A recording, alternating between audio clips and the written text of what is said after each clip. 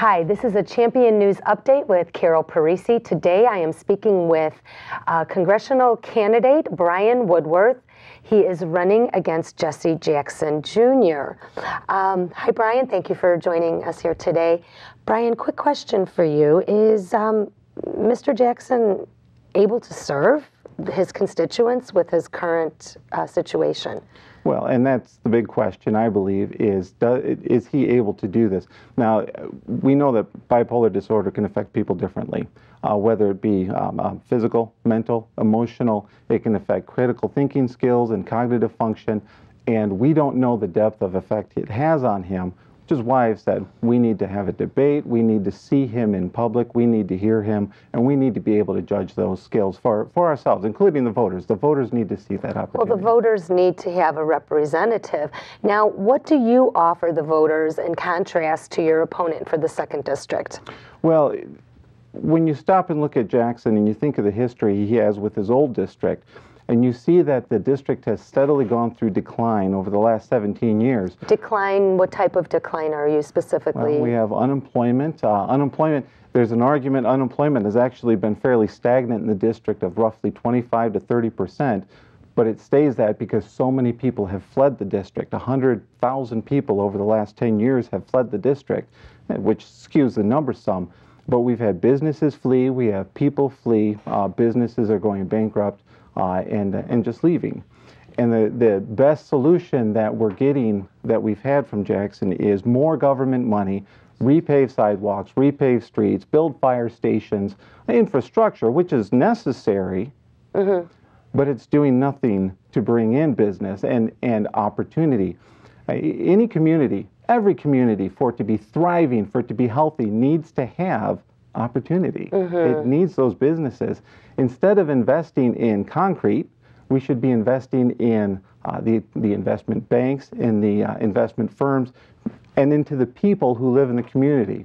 I talked to a young lady who wanted to open a daycare, but daycares can be kind of pricey to get started, and there's a ton of paperwork. Lots of regulation. Lots of regulation. And here we are a year after she initially filed, she still hasn't received her approval yet. I talked to another gentleman who said he wants to open a convenience store.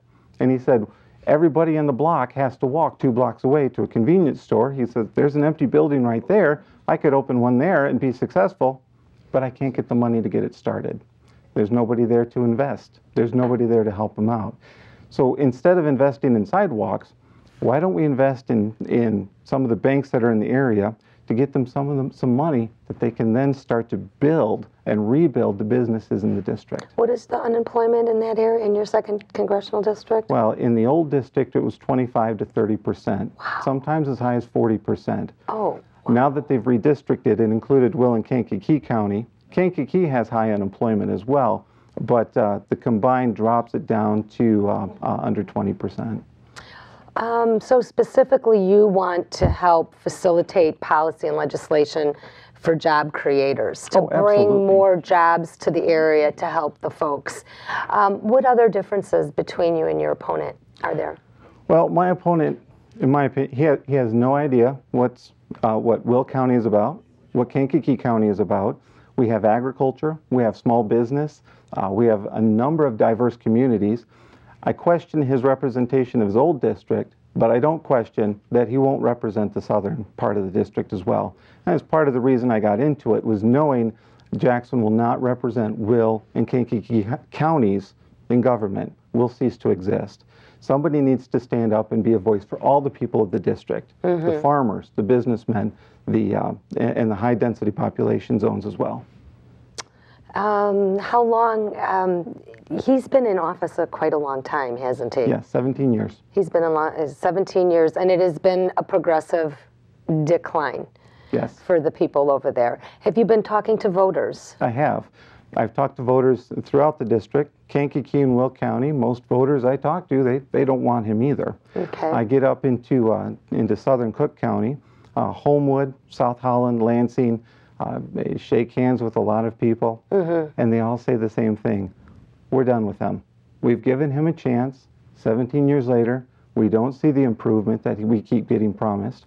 I've been up to South Chicago and South Shore, and I get the same responses from them They say, we're done with them. We have no promise. He promises jobs, we have no jobs. He promises investment, we have no investment. And they're ready to throw him out. So the big challenge is getting my name through there and saying, here's a better alternative. Here's somebody who can represent you. Here's somebody who's going to work hard to bring business and investment into you. To empower them, to empower the taxpayer. Anything you want to specifically tell our viewers today about you, who you are, and a little more information so the folks can get to know you? Oh, absolutely. Number one, I believe in smaller government. Mm-hmm. We need to decrease the spending government is doing. We need to eliminate waste. Mm-hmm. We need to make government more efficient. We also need to get government out of the way of businesses. Government, the way it's been operating right now, and for the last at least 4 to 8 years, I would even argue, has created an environment of instability and uncertainty such that businesses are afraid to expand. They're afraid to grow. They're afraid to make that job creation because they don't know what's going to happen in the next 2 years. Are we going to extend the tax cuts? We don't know. They don't know. What about Obamacare, the Affordable Care Act? We all know now that people have had an opportunity to read it. It's really one large tax code. And your opponent voted for Obamacare. And he voted full support for it. And now that we know what it is, we realize this doesn't help. It cuts $700 billion from Medicare. Mm-hmm. It adds a number of taxes to prescription drugs. It adds taxes to specialized hospital equipment. It adds fines and penalties to business owners if they underemploy. Mm-hmm. I mean, it's crazy. You know, we need healthcare reform. I stand behind the idea we need healthcare reform, but that's not the way to go. Right. What other policy has your opponent voted for? He voted for cap and trade?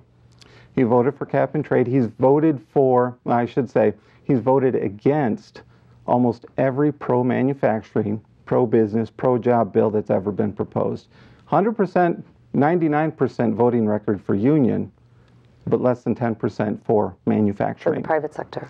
And anybody who understands knows manufacturing and unions really, in many ways, work hand in hand.